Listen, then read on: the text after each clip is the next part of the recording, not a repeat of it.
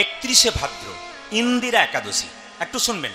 এই 31শে ভাদ্র আগামী যে ইন্দিরা একাদশী আসছে, অনেক ভক্তের আবেদন থাকে আমাদের কাছে, একটু আপডেটগুলো দিয়ে দেবেন, আপনাদের লাভ আছে। কেন শুধু আপনারা শুনছেন তা নয়, এই যে ক্যামেরা হচ্ছে MK স্টুডিও, আপনারা সার্চ করবেন MK স্টুডিও, প্রচুর গান পেয়ে যাবেন।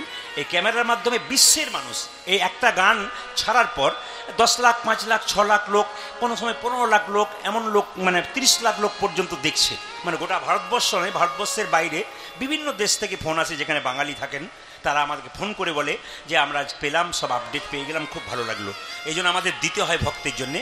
আগামী 31শে ভাদ্র ইন্দিরা একাদশী, একটু শুনবেন।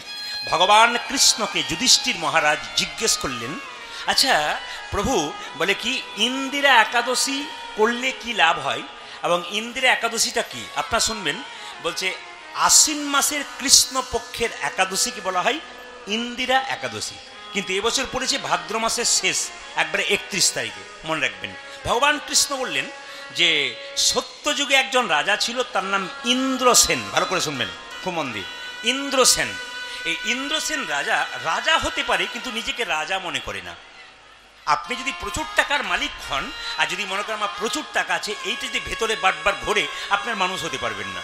দেখুন, একজন লোক যদি একজন লোককে গাল দেয়, গাল দেওয়ার পর যদি 2 দিন পরে এসে বলে আমার খুব ভুল হয়ে গেছে, আপনাকে বলে ফেললাম, কিছু মনে করবেন না, তাহলে বুঝবেন উনি মানুষ হয়ে গেলেন। কেন? ওনার বিবেক জাগ্রত হয়। আর আপনি যদি অন্যায় করে কাউকে গালাগাল দিয়ে দিলেন, নিয়ে যদি মনে করেন বেশ করেছি, ভালো করেছি, আরও দেবো, তাহলে আপনি মানুষ হতে পারলেন না, আপনি নিচের দিকে যাচ্ছেন।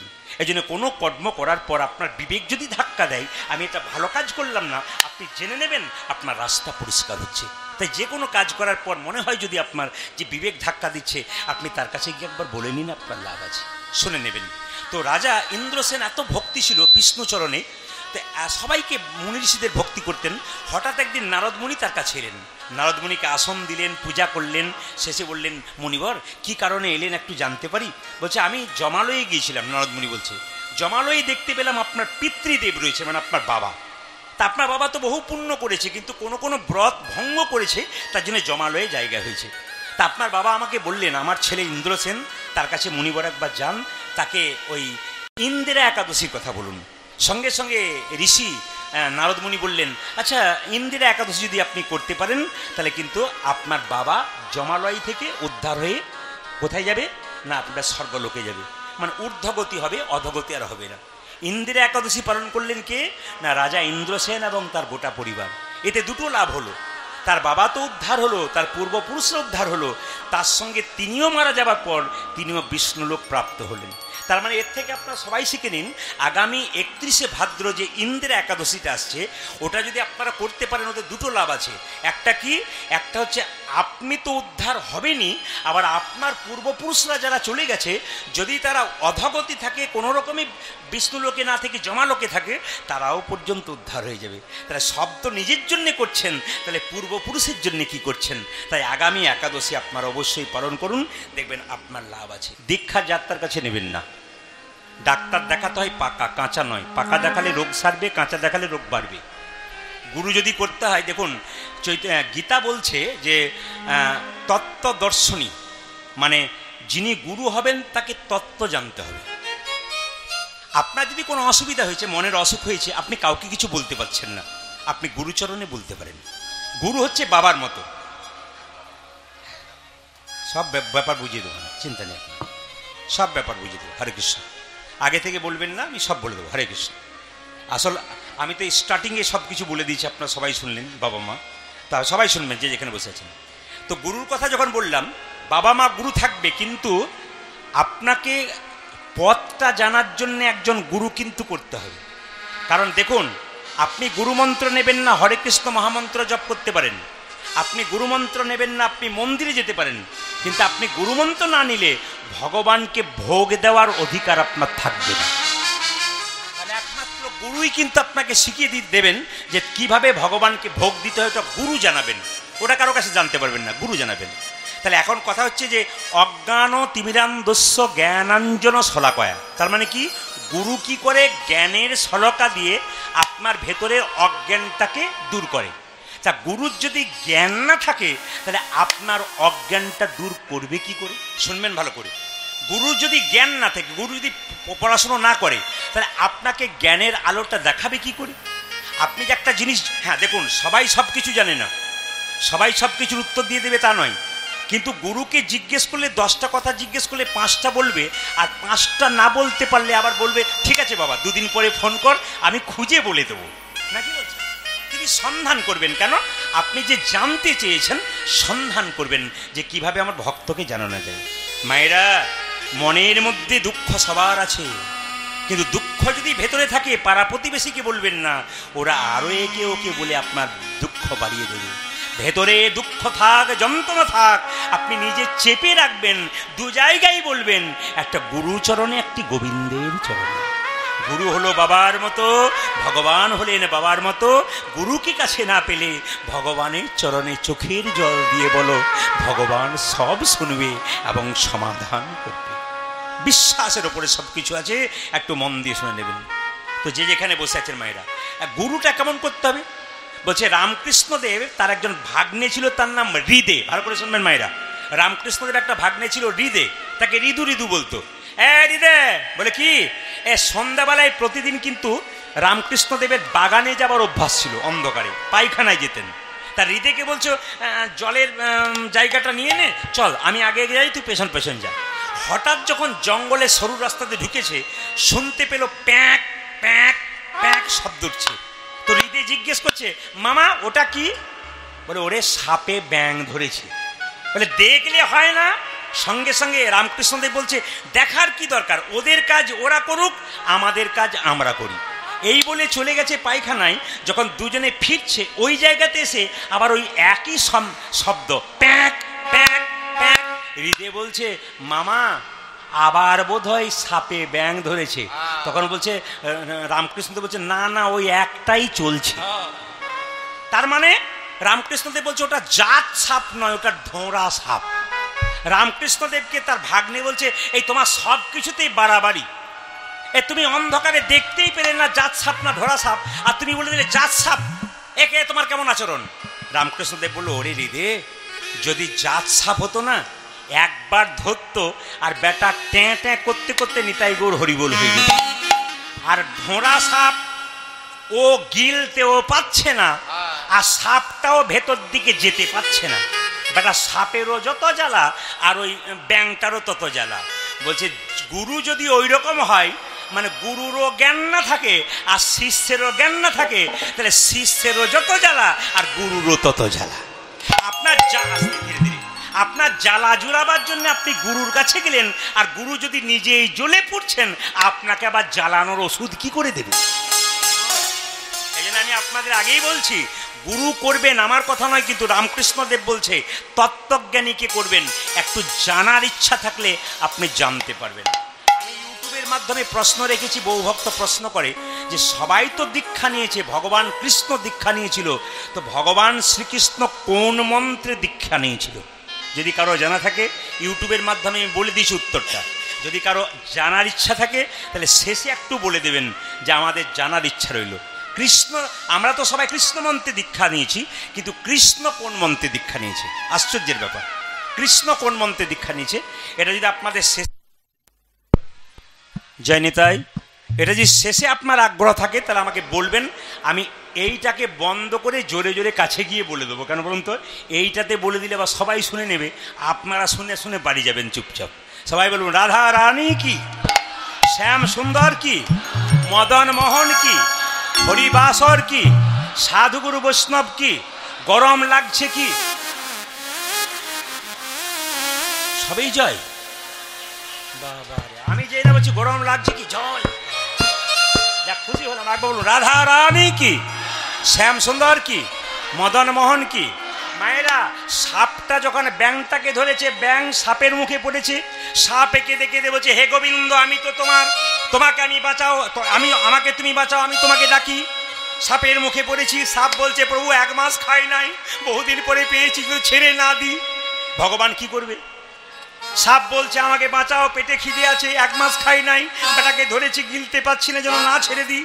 ভগবান বলছে, ব্যাংকে বলছে, ব্যাং এক কাজ কর, ধরবি তো ধরার মতো ধর, আর ব্যাংকে বলছে মরবি তো মরার মতো মর।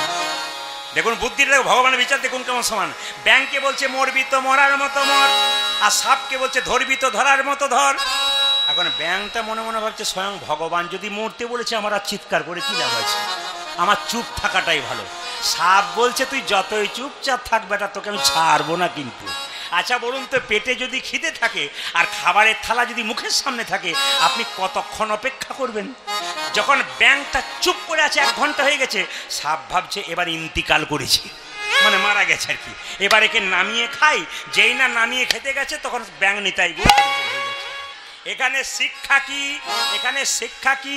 যদি গোবিন্দ চরণে এসেছো কীর্তন শুনতে, নড়াচড়া করো না, নড়াচড়া করো না, নড়াচড়া করো না, তোমরা নড়াচড়া করো না, চরণে মতি দাও, নড়াচড়া করো না, চরণে মতি দাও, নড়াচড়া করো না। আপনারা যারা জায়গা পান নাই তারা একটু আগিয়ে আসুন মায়েরা, ওদেরকে জায়গা দিন, প্রচুর ভক্ত দাঁড়িয়ে আছে, ওদেরকে জায়গা দিন। আপনাদের বলতে চাই মায়েরা, কীর্তন শোনার সময় যারা দেখবেন একবার এখানে বসে একবার ওখানে বুঝবেন, সেগুলো সব ব্যাঙের মতো কেন নড়াচড়া করছে। ও দেখতে বললো না না এক জায়গাতে বসো, নড়াচড়া নড়াচড়া করো না, নড়াচড়া করো না, তোমরা নড়াচড়া করো না, ওই চরণে মতি দাও, নড়াচড়া করো না, ওই চরণে মতি দাও, নড়াচড়া করো না।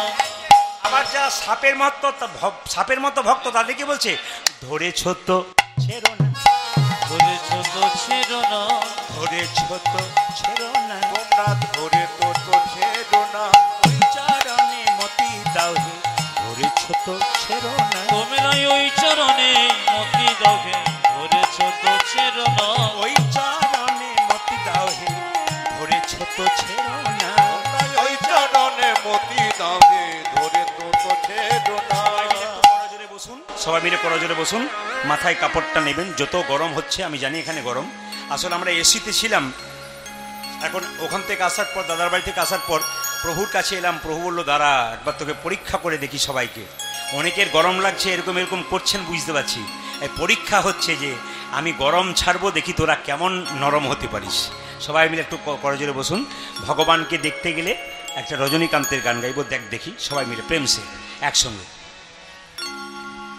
দেখ দেখি মন নয়ন, শুনবেন ভালো করে শুনবেন, খুব সুন্দর ব্যাখ্যা আছে কিন্তু। রজনীকান্ত সেন এত সুন্দর গান লিখেছে, গানের কি অপূর্ব ব্যাখ্যা আপনার শুনতে পারবেন, একবার মন দিয়ে। দেখ দেখি মন নয়ন, ভালো করে ওই আলো করে বসে কে আছে রে তোর ভাঙা ঘরে,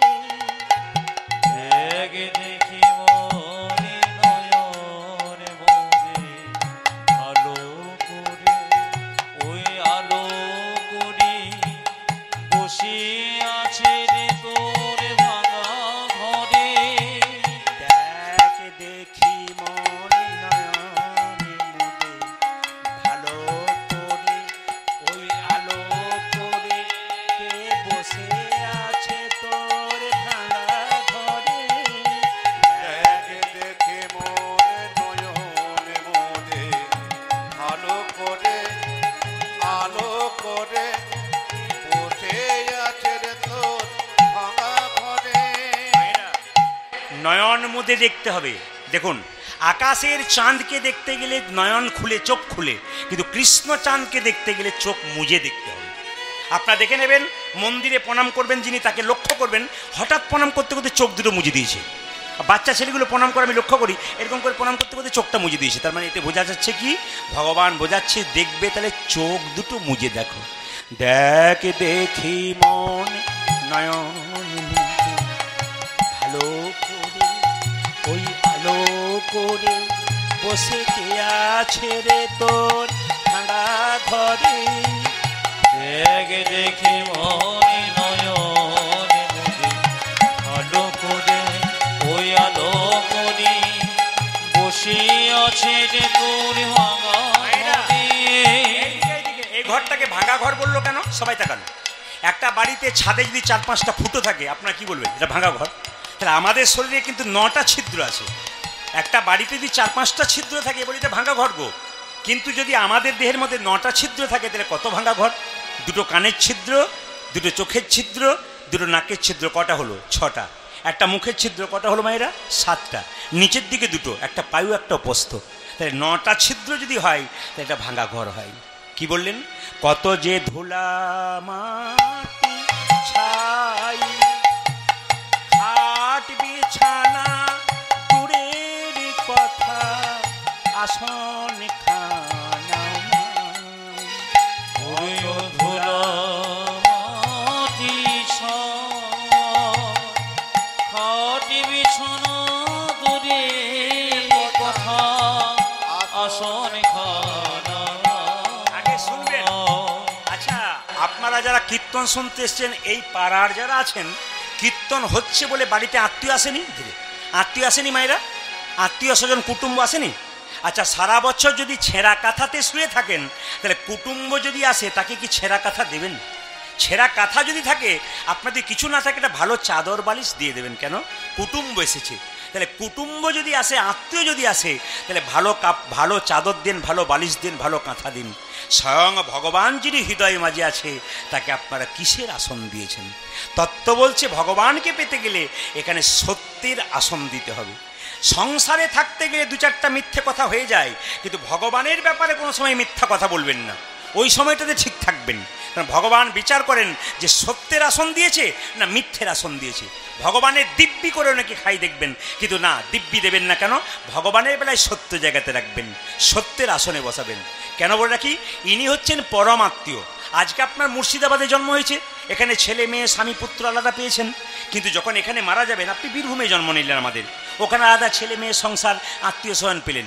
আবার ওখানে মারা গেলেন, ওখান থেকে আবার হুগলিতে জন্ম নিলেন, ওখানে ছেলে মেয়ে আত্মীয় স্বজন আলাদা পেলেন। ওখান থেকে আবার আপনি কলকাতায় খড়গপুরে জন্ম নিলেন ধরুন, ওখানে আবার আলাদা ছেলে মেয়ে আত্মীয় স্বজন পাবেন। কিন্তু ভগবান কি আলাদা আলাদা পাবেন? জোরে বলুন। যতই জন্ম পাল্টাক, যতই আত্মীয় পাল্টাক, পরমাত্মীয় ভগবান কিন্তু পাল্টাবে না। ওই জন্য বলছে, হাতে করো কাম, মুখে মুখে বলো নাম, হ্যাঁ, সদা সত্য কথা বলিবে, পরস্ত্রী পরনারী কভু না পরশিবে। হ্যাঁ, ভগবানকে না ডাকিলে ভগবান তোমাকে ডাকিবে। কি বলছে? কত ধোলা মাটি ছাই, খাট বিছানা দূরের কথা, আসন খানা। কত যে ধুলা মাটি খাট বিছানা দূরের কথা, আসন খানা।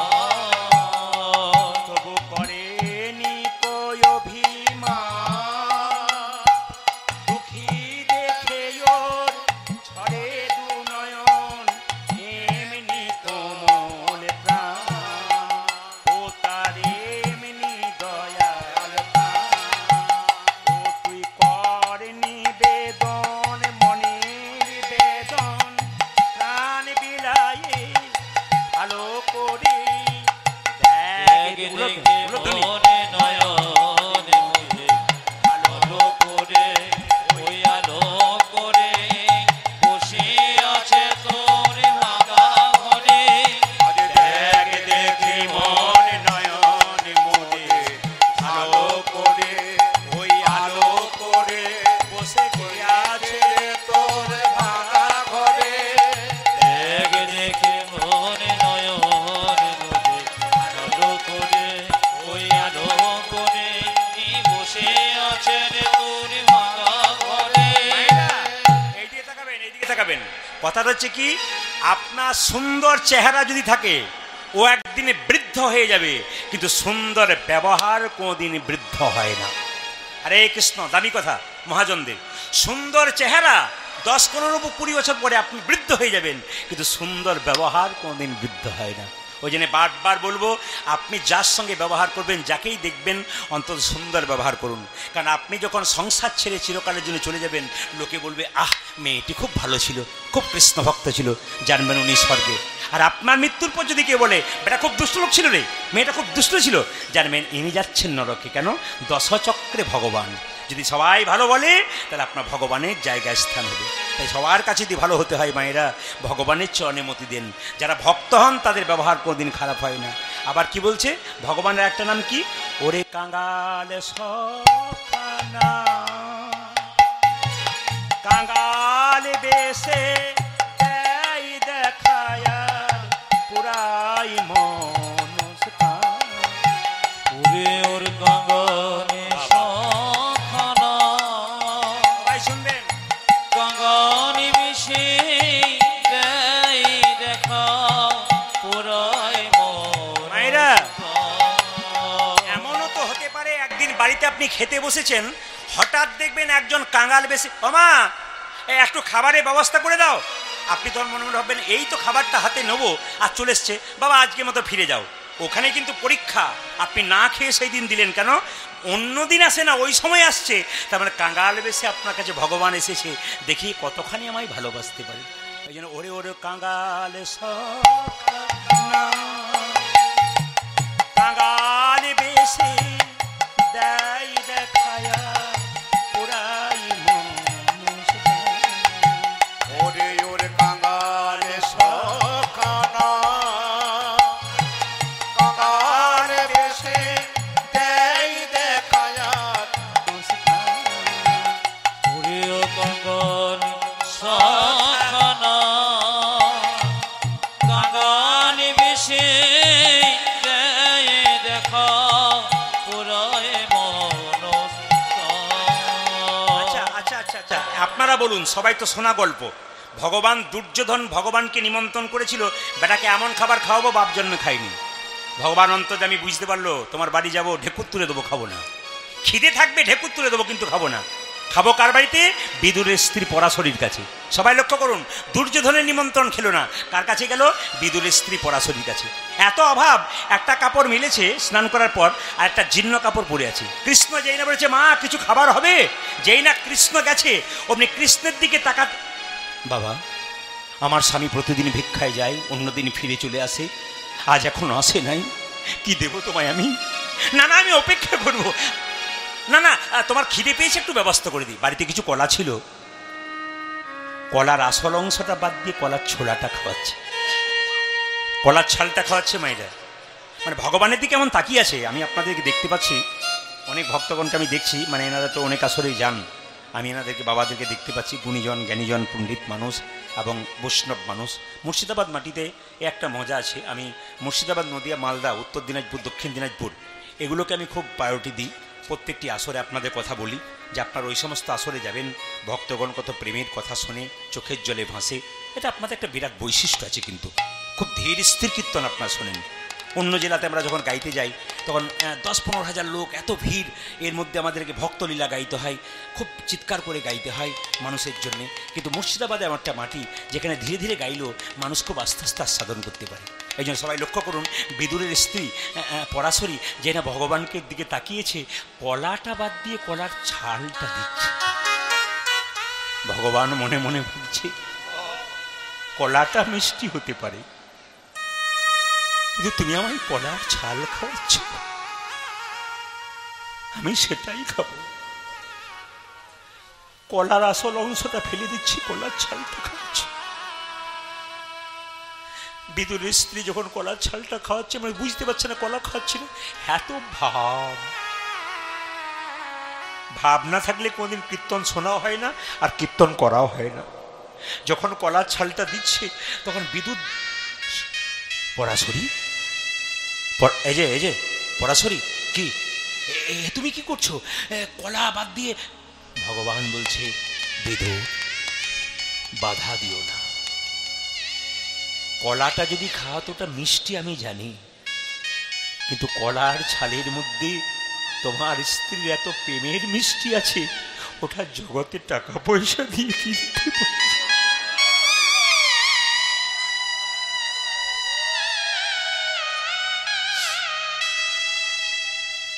এত ভক্তি, এত শ্রদ্ধা, যারা কীর্তন শুনতেছেন তাদেরকে বলবো, অনেকে বলে মন চঞ্চল, মন অসুস্থ, আমার বড় কষ্ট। আমি আপনাদেরকে একটা কথা বলবো, সংসারের জন্য তো সময় দিচ্ছেন, সন্ধ্যাবেলাতে সকালবেলায় ভগবানের কাছে 8 ঘন্টা বসুন না, ভগবানের মুখের দিকে চেয়ে থাকুন।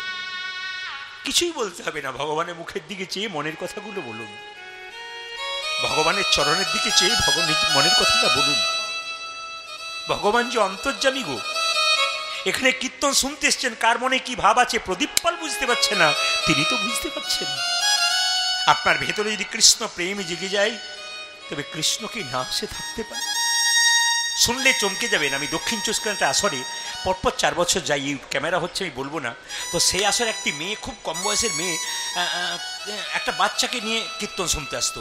তো ছোটোখাটো শাড়ি, ছোটোখাটো পোশাক পরে আসতো কীর্তন শুনতে, সামনেই বসতো।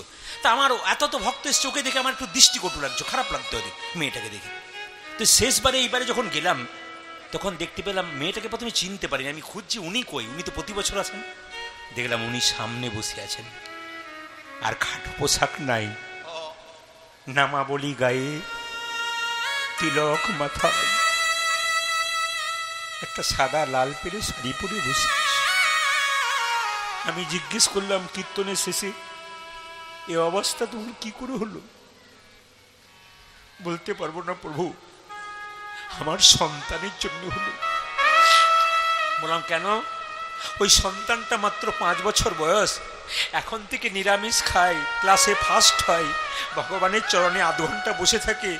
আমাকে বলে মা ধুতি পরিয়ে দাও, তিলক দিয়ে দাও। আমি তখন মনে মনে ভাবি, আমার সন্তান যদি ধুতি পরতে পারে, তিলক নিতে পারে, আমি এই জঘন্য পোশাক পরবো কেন? আমি যে একদম ভক্ত সন্তানের জন্ম দিয়েছি। আমি বললাম মা, তোমার গর্ভটা যে রত্ন গর্ভাগো, মহাপ্রভু বলেছে না, শুনিতে শুনিতে কেহ। যদি শুনবেন, শুনতে শুনতে এক সময় দেখবেন আপনি পরিবর্তন হয়ে যাবেন, আপনার ভাব পরিবর্তন হয়ে যাবে। আর যদি আপনার চোখে একবার জল বেরিয়ে গেছে, নেতাই গৌর হরি বল বলে আপনি ভগবানের চরণে কিছু লাগবে না, শুধু চোখের জল না। পরাশরী সেইটাই খাওয়াচ্ছে, আর ভগবান বলছে এটা অনুরাগের সেবা বিদুর, তুমি আমায় বাধা দিও না। ওরে ওরে কাঙ্গাল না, কাঙ্গাল বেশে যাই দেখায়া পুরাই ওরে ওর কাঙ্গাল সখানা, কাঙ্গাল বেশে যাই দেখা পুরাই প্রেম দয়ার বড়া ভয় দিয়ে হেসে হেসে কত কথা কয়, আর কি দুঃখ আর কি ব্যথার। ও তুই প্রেম কুড়াবি, প্রাণ জুড়াবি, অভয় পদে আজ ধরে হৃদয় গৌর ধরি। আলো করে ওই আলো করে বসে কে আছে তোর ভাঙা ঘরে, দেখে দেখে মনে নয়ন মনে। আলো করে ওই আলো করে বসে কে আছে তোর ভাঙা ঘরে, দেখে দেখে মনে নয়ন মনে। আলো করে ওই আলো করে বসে কে আছে তোর ভাঙা ঘরে। সবাই মিলে একবার একসঙ্গে হাত তুলে বলুন, ভজ গৌরাঙ্গ। একসঙ্গে সবাই মিলে, ভজ গৌরাঙ্গ, লহ গৌরাঙ্গ। মায়েরা, মহাপ্রভুর বাণী, 7-10 5 সবে মিলে দাঁড়িতে বসিয়া কীর্তন করহ, সবে হাতে তালি দিয়া। সবাই মিলে, সন্ধ্যা হয়েছে, একটু কীর্তন করুন সবাই মিলে। ভজ গৌরাঙ্গ, লহ গৌরাঙ্গ, জপ গৌরাঙ্গের নাম রে। উলধ্বনি। ভজ গৌরাঙ্গ, তালি একসঙ্গে তালি। লহ গৌরাঙ্গ, জপ গৌরাঙ্গে নাম রে। ভজ গৌরাঙ্গ, লহ গৌরাঙ্গ, জপ গৌরাঙ্গের নাম রে। সবাই হাত তুলে, হাত তুলে ভজ গৌরাঙ্গ, কহ গৌরাঙ্গ, লহ গৌরাঙ্গের নামে রে।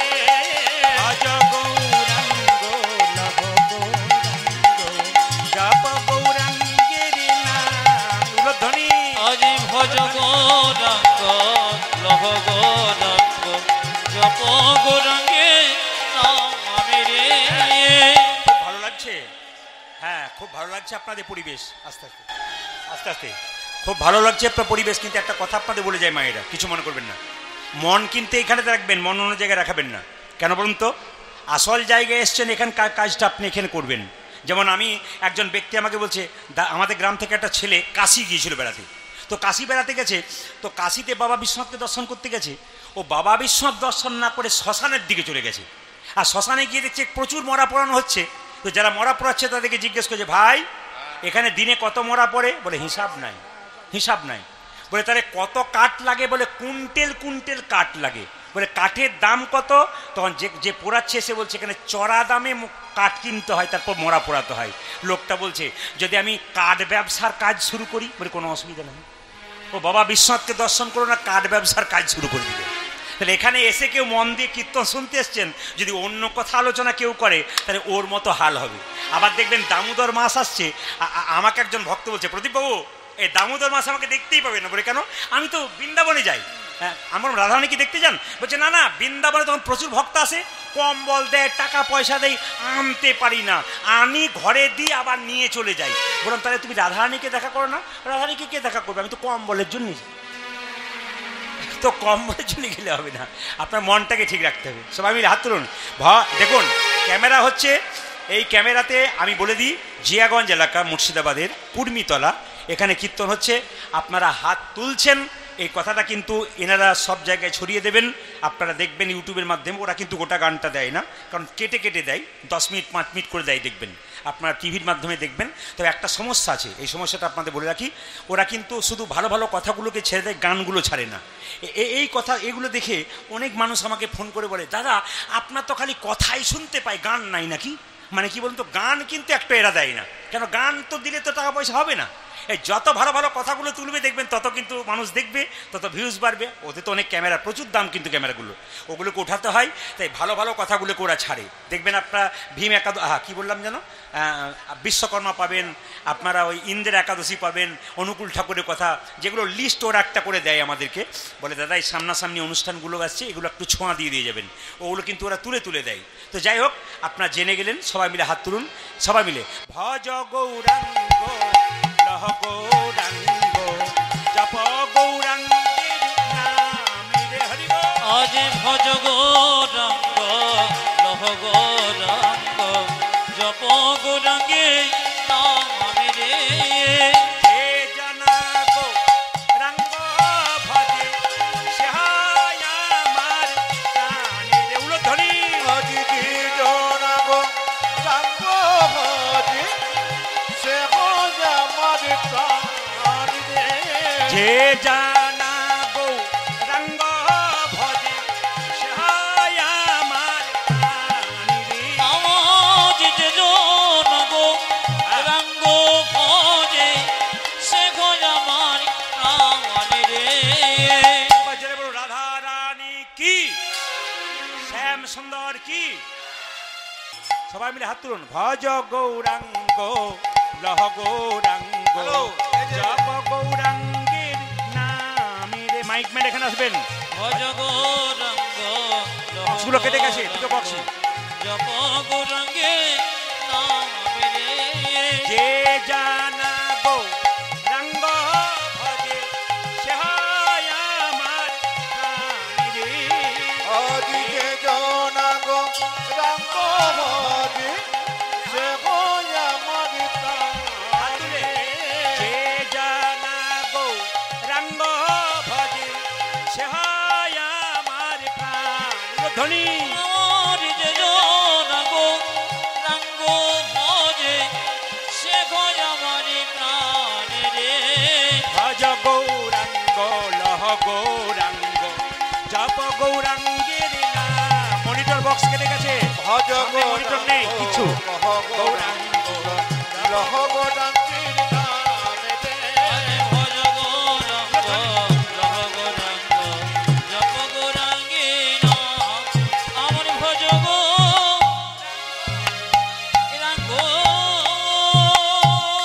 যায়নি তাই একবারে সাউন্ড নেই এখানে।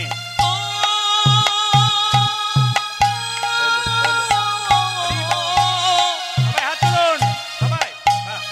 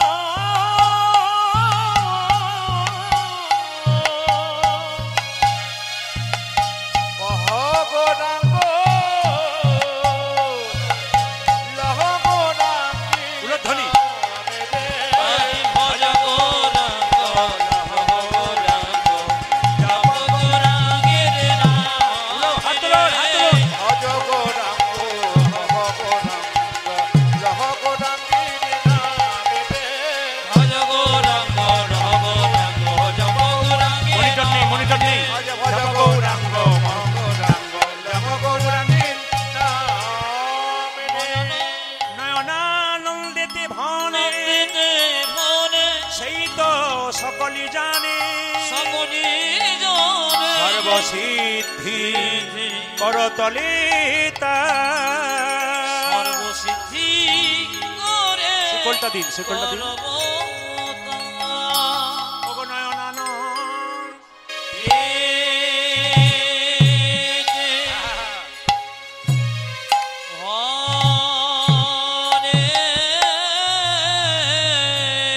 সব বক্স বন্ধ হয়েছে, সব বক্স বন্ধ হয়েছে।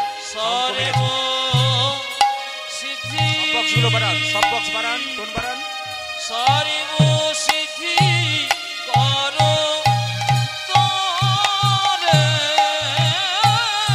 চলো রে মনে বৃন্দাবন ধাম, রতি যা রাধে রাধে নাম, মিলেঙ্গে কুঞ্জ বিহারি, মিলেঙ্গে রাধা প্যারি। চলো মন বৃন্দাবন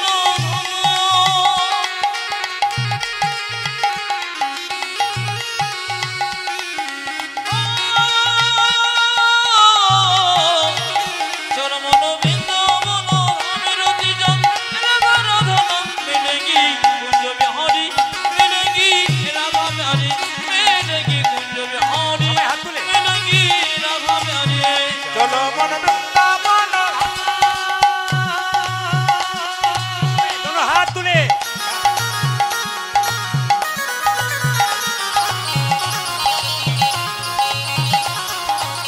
চলো মন বৃন্দাবন রাম রতি যান রাধা রাধা রাম মিলেঙ্গি কুঞ্জ বিহারি মিলেঙ্গি রাধা বিহারি আচ্ছা আচ্ছা আচ্ছা। কুঞ্জ বিহারি মিলেঙ্গি রাধা বিহারি। এইদিকে, সবাই। রামকৃষ্ণদেব বললেন মন হচ্ছে মাছির মতো, একবার মাছি নর্দমায় বসে, একবার মিষ্টির দোকানে বসে। যখন মাছি নর্দমায় বসে নোংরা হয়ে যায়, আর যখন মিষ্টির দোকানে বসে গোটাটা মধুর হয়ে যায়। আজকে হরিনাম নামক মিষ্টির দোকানে আপনার মন বসেছে, আপনি ছাড়বেন কেন? হাত তুলে। চলো মনে বৃন্দাবন ধাম, রতি যা রাধা রাধা নাম, মিলেঙ্গে কুঞ্জ বিহারি, মিলেঙ্গে রাধা। চলো মন বৃন্দাবন আমি রতি যান রাধা রাধা নাম মিলেঙ্গি কুঞ্জ বিহারি মিলেঙ্গি রাধা প্যারি মিলেঙ্গি কুঞ্জ বিহারি মিলেঙ্গি দোনো রাধা হাত তুলে, প্যারি দোনো হাত তুলে।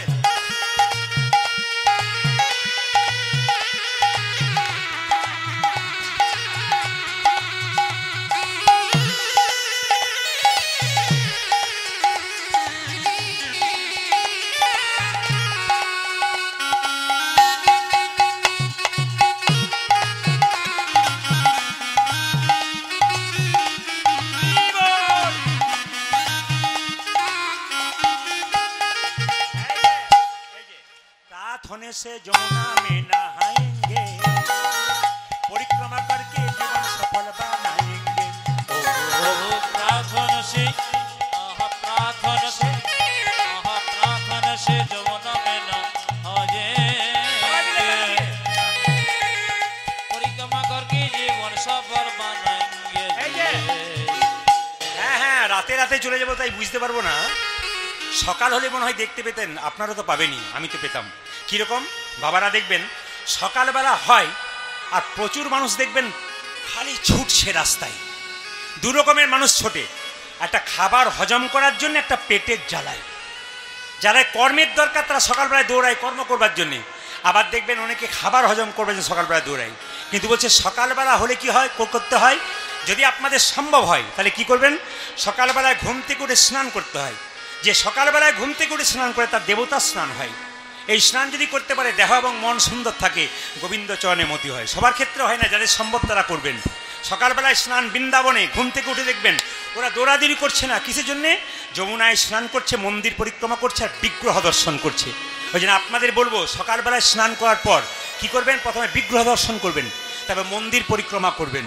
আপনাদের বলে রাখি মায়েরা, মন্দির যদি সামনে না থাকে, আপনার বাড়িতে তুলসী মন্দির আছে, ওটা পরিক্রমা করবেন। কি কোন দিক থেকে পরিক্রমা করবেন?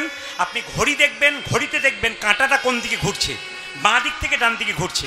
আপনার পরিক্রমা কিন্তু হবে বাঁ দিক থেকে ডান দিকে। ঘড়ির কাঁটাটাকে লক্ষ্য করবেন, যেভাবে ঘুরছে আপনার পরিক্রমা কিন্তু একবার অঙ্কের হিসাব আছে।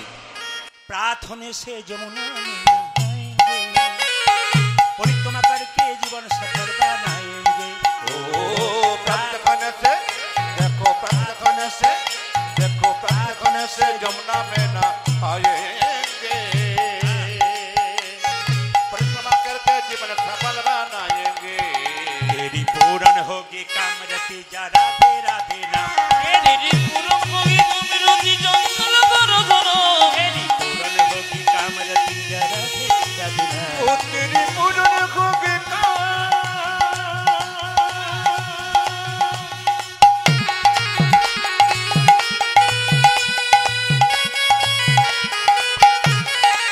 ओ तेरी पूरन होगी कामरती जा राधा राधा नाम मिलेगी कुंज बिहारी मिलेगी राधा प्यारी मिलेगी कुंज बिहारी मिलेगी राधा प्यारी मायरा सब धाम से प्रिय वृंदावन धाम है सबसे मीठो मधुसी राधा नाम है ओ टोन बढ़ाओ सब धाम से सब धाम से सब धाम से प्रिय वृंदावन धाम है सबसे मीठो मधुर से राधा नाम है আচ্ছা বাবারা জানেন ধাম কটা চারটে একটা বদ্রীনাথ সত্যযুগে বদ্রীনাথ ত্রেতাযুগে রামেশ্বরম তারপরে কি বলুন তো দ্বারকাপুরী আর কলিতে কি জগন্নাথ আপনার পুরী গেছেন জগন্নাথ দেখেছেন একটা ধাম দর্শন হয়ে গেল আমি দেখবেন কিছুদিন আগে ফেসবুকে অনেকেই ছেড়েছে দেখবেন আমি বদ্রীনাথ হ্যাঁ তারপর আপনার হরিদ্বার ঋষিকেশ গিয়েছিলাম তো আমার বদ্রীনাথ ধাম হয়ে গেছে জগন্নাথ ধাম হয়ে গেছে আর দ্বারকাপুরী হবে এবার বৃন্দাবনটা হয়ে যাবে রামেশ্বরমটা তো বাকি রইল আপনাদের যেটা বাকি আছে চেষ্টা করবেন যদি না যেতে পারেন এইখানে আসবেন যেখানে যেখানে হরির নাম সংকীর্তন সেটাই নিত্য নবদ্বীপ নিত্য বৃন্দাবন এই জায়গাতে আসবেন আপনাদের সবার কাজ হবে সবাই মিলে মায়েরা হাত তুলে সবে ধাম সে প্রিয় বৃন্দাবন ধাম হ্যাঁ सबसे मीठा मधुर राधा नाम है ओ सब धाम से प्रिय वृंदावन धाम है सबसे मीठो मधुर से राधा नाम है तेरी पूरन होगी कामरती जा राधा राधा नाम तेरी पूरन होगी उलध्वनि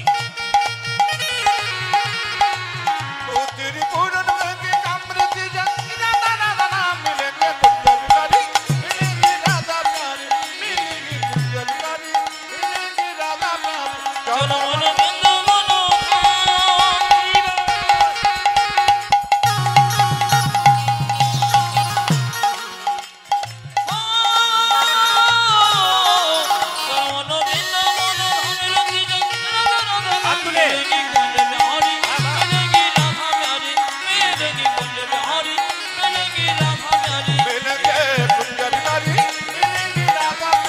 मिलेंगे कुंज बिहारी मिलेगी राधा प्यारी राधा रानी की